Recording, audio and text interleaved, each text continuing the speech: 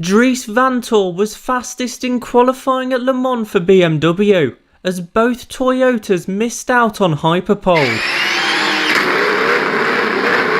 The aim of qualifying is to make the top 8 to progress to Hyperpole, a 30-minute session on Thursday where pole position will be decided. Sébastien Bourdais set the early benchmark for Cadillac, before Vanthoor beat it with a 3:24.465. Kamui Kobayashi was already safely in Hyperpole in 4th with 3 minutes left on the clock, when he took too much curb in the Porsche curves and ended up in the gravel, bringing out the red flags and ending the session early. As such, Kobayashi lost all of his lap times, and the number 7 is set to start from 61st on the grid. To make things worse for Toyota, teammate Brendan Hartley also missed out, ending up 11th. Vanthoor and Bourdais will be joined tomorrow by Ferrari's Antonio Fuoco and Alessandro Pierguidi, Alpine's Paul-Loup Chatin, Bourdais' teammate Alex Lynn, Porsche's Kevin Estre, and Hertz Team Jota's Callum Ilott. Ilott was initially 9th before Kobayashi's penalty, but had been improving before the red flag was waved. Only 7 of these cars will actually be fighting it out for pole, as Lynn's number 2 Cadillac has a 5-place grid penalty after an incident at the Spa WEC round.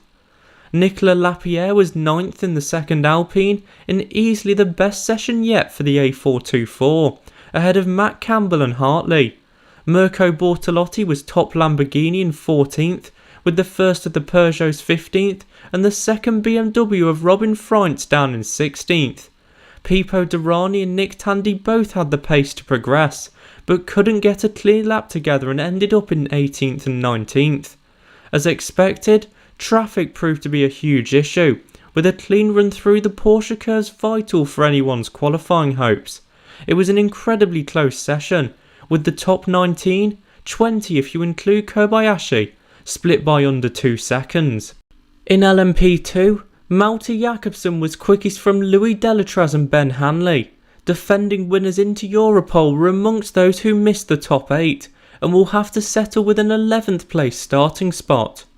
And in LMGT3, Ben Barker put the Ford Mustang on top with a 3:25.263, as 7 different manufacturers qualified for Hyperpole, Aston Martin the only ones to get 2 cars in.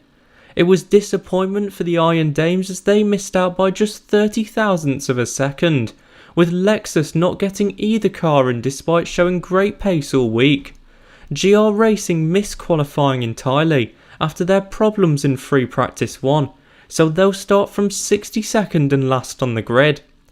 Action at Le Mans continues with free practice 2 at 10 PM local time, where the big focus will be rookies getting their mandatory night laps in, before 4 more hours of practice in that all-important Hyperpole session tomorrow.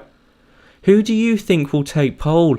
Please let me know in the comments below, and whilst you're down there, why not press that like button and subscribe to the channel? It really helps me out.